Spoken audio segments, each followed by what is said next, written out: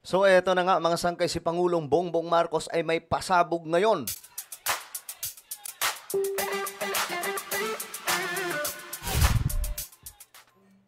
Okay, pag-usapan lamang po natin ito saglit, no? Kasi mayroon pong isiniwalat dito si PBBM.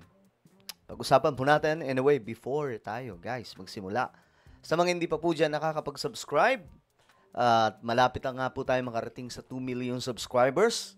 Kung gusto nyong mapabilang sa dumaraming mga solid sangkay, makikita nyo po yung subscribe button sa baba ng video na to. I-click nyo lamang po yung subscribe, i-click ang bell, at i-click nyo po yung all. Sa mga nanonood po sa Facebook, i-follow nyo po yung ating Facebook page. Alright guys, eto na mga sangkay. Eto yung balita ngayon. Mayroon pong pasabog si PBBM. Pakinggan po natin mga sangkay.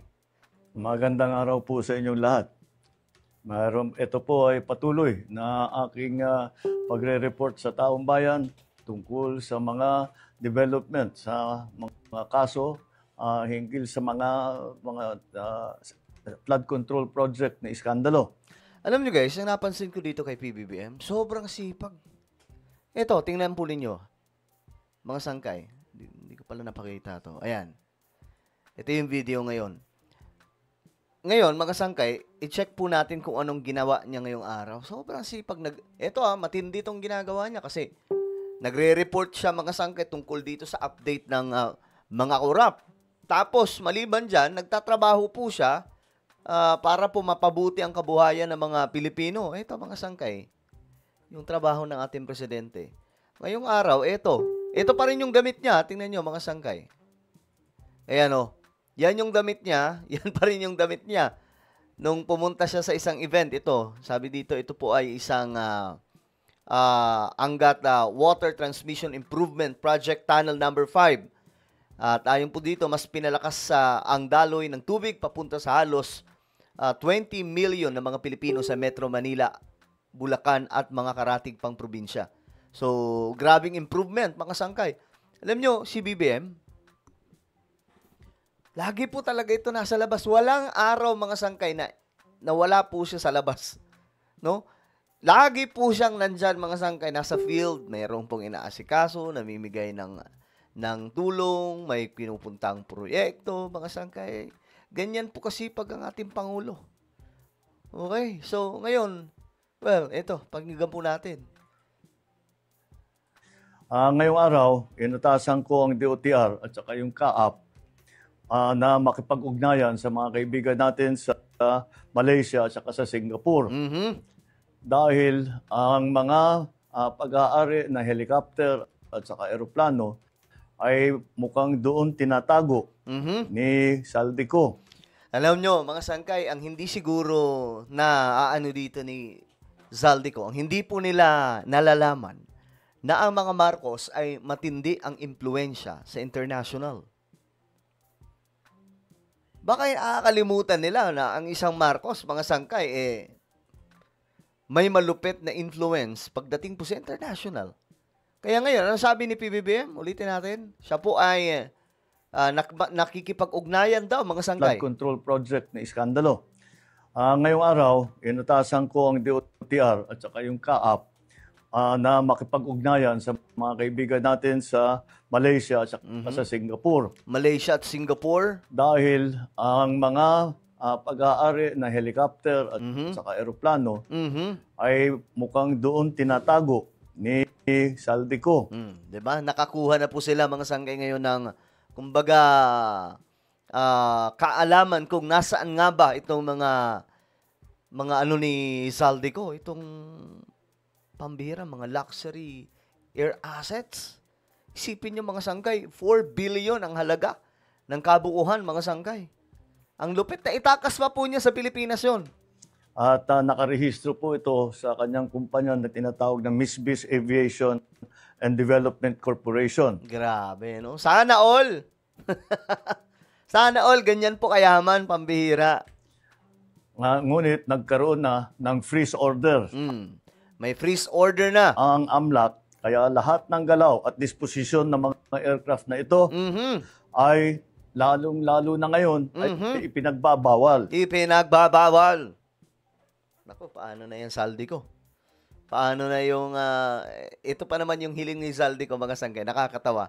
Sabi daw ng lawyer niya, uuwi daw dito si saldi ko kung, isang kung may kondisyon siya eh. House arrest siya. Hindi siya ikukulong, mga sangkay, sa kulungan ng mga ano. Doon talaga gusto niya sa bahay lang. Ayaw niya sa rehas. Diba, mga sangkay, doon pa lang makikita na po natin yung taong ito talagang loko-loko, mga sangkay. Dahil kailangan natin ipalaman sa lahat ng mga pugante, hindi pwedeng gamitin ang mga ari-arian na galing sa kaban ng bayan na kinakaw ninyo para tumakas o umiwas sa batas. Ayan na nga po, yari ka ngayon, saldi ko. So, alam nyo, ito ang delikado ngayon kay saldi ko. Di ba? Ayaw niya umuwi. Nakita niyo naman yung nangyari kay Tevis. Pag sineryoso siya ni PBBM, mga sangkay, at gamitan po ng impluensya niya sa international, hablot yan, mga sangkay. Hablot yan, sigurado. Magulat na lamang po tayo, bit-bit na. Papunta sa Pilipinas. Naalala niyo si Tevis, mga sangkay, di ba? You cannot steal from Filipino people and expect to hide or fly away on your private jets. You have the money to run. But you cannot outrun the Republic of the Philippines. Yun. Kaya kayo mga pugante, umuwi na kayo. Oy, nako, Harry Roque, umuwi na kayo. Yun po ang sabi ng presidente natin. Ang payo ko sa inyo, hindi na kayo turista. Hinahabol na kayo ng batas. Correct. At isa pang development po, ngayon, Grabe, no? Hindi na kayo turista. Nahabol na kayo ng batas, Harry Roque. Sino pa ba? Itong si Saldi ko. Ano? Malabo na kayong makatakas pa. Umuwi na kayo dito at panagutan nyo na to. No? Nang sa ganon, kahit pa paano, may halaga pa yung buhay ninyo kapag nagsalita kayo na maayos at isumbong nyo na lahat ng mga dapat isumbong, di ba?